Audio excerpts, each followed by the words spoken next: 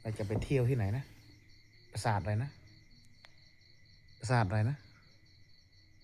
ไปเที่ยวปราสาทอะไร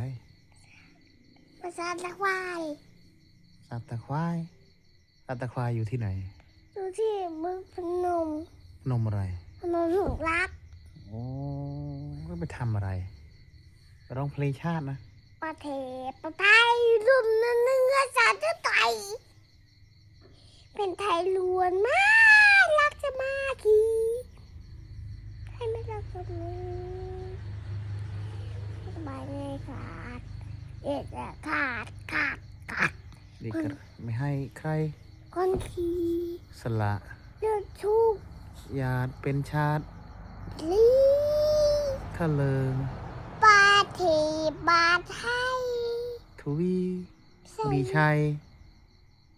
มีชัยชะโยเก่ง อยู่กันพงคงไหว